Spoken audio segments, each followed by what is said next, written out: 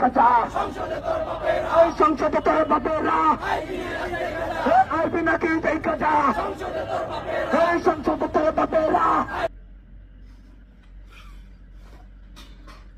I Ilias দেখা যা, I Pinaki দেখা যা, কি দেখার জন্য ডাক দিছে? সংসদে তোর বাপেরা। 5ই আগস্ট আগবর্তী আর পরবর্তী সময়ে সাংবাদিক ইলিয়াস এবং পিনাকি ভট্টাচার্য বিএনপি এবং জামাতের নেতাকর্মীদের কাছে পূজনীয় ছিলেন, কারণ যেই সময়টাতে আওয়ামী লীগের বিরুদ্ধে কথা বলাটা কষ্টকর ছিল, সেই সময়ে সাংবাদিক ইলিয়াস এবং পিনাকি কথা বলতেন। তো বিএনপির সকল নেতাকর্মীরা মনে করতো তারা বিএনপির পক্ষে কথা বলছে, বাট 5ই আগস্ট পরবর্তী সময়ে পিনাকি এবং সাংবাদিক ইলিয়াসের যে অবস্থান ছিল সেটা ছিল আসলে জামাতের পক্ষে। এমনকি স্বাধীনতা ইস্যুতে সাংবাদিক ইলিয়াস যে বক্তব্য দিয়েছেন, অধ্যত্বপূর্ণ অনেক বক্তব্য দিয়েছেন, পিনাকিও দিয়েছেন, তবে ইলিয়াসের বক্তব্যগুলো একটু বেশি কি বলা যায়, শক্তিশালী বক্তব্য ছিল।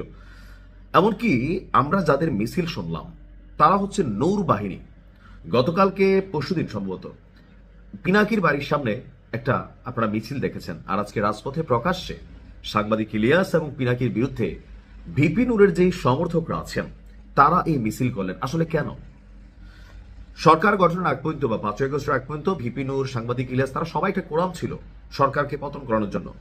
তো 5ই আগস্ট পরবর্তী সাংবাদিক ইলিয়াস এবং পিনাকির আহ্বানে বাংলাদেশে কিছু কিছু জায়গায় যে মপতন্ত্র তৈরি হয়েছে সেইটার বিরুদ্ধে সোচ্চার হয়েছিল সরকার সংশ্লিষ্ট অনেকেই, যেমন ধরেন আসিফ নজরুল স্যার, তারপর ভিপি নূর, এমনকি বিএনপির যারা প্রথিতযশা নেতা আছেন তাদের বিরুদ্ধে যখন অবস্থান করছে, কর্মীরা তো ভাই এটা পছন্দ করে না।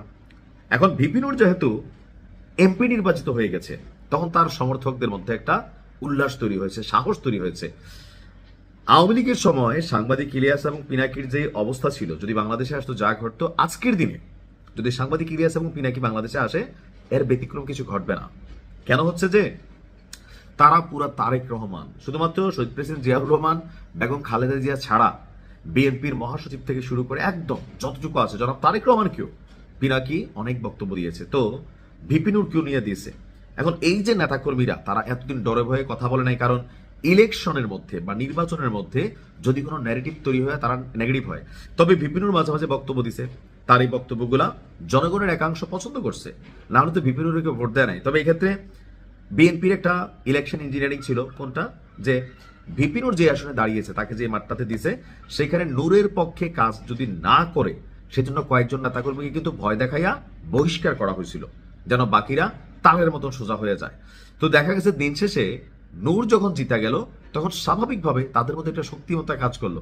আর এখন প্রকাশ্যে এই বাংলাদেশে আমরা সবাই ভাবছিলাম সাংবাদিক ইলিয়াস এবং পিনাকি আসলে ফুলের মালা দিয়া তাদেরকে বরণ করা হবে, কিন্তু বাস্তবতা হচ্ছে এই মুহূর্তেও তারা যদি বাংলাদেশে আসে তাদের যে পুরনো মামলাগুলো আছে অথবা সরকারকে কেন্দ্র করে, বিএনপিকে বিশেষ করে কেন্দ্র করে যে বক্তব্যগুলো দিয়েছেন বা এখনো যে ন্যারেটিভ তৈরি করে যাচ্ছেন, এতে বিএনপির যারা সাপোর্টার আছেন তারা কিন্তু তাদেরকে চক্ষুশূল হয়ে গেছেন। মানে স্বাভাবিকভাবে বাংলাদেশের মানুষের কাছে বাপের চেয়ে নেতা বড়, নেতার চেয়ে দল বড়।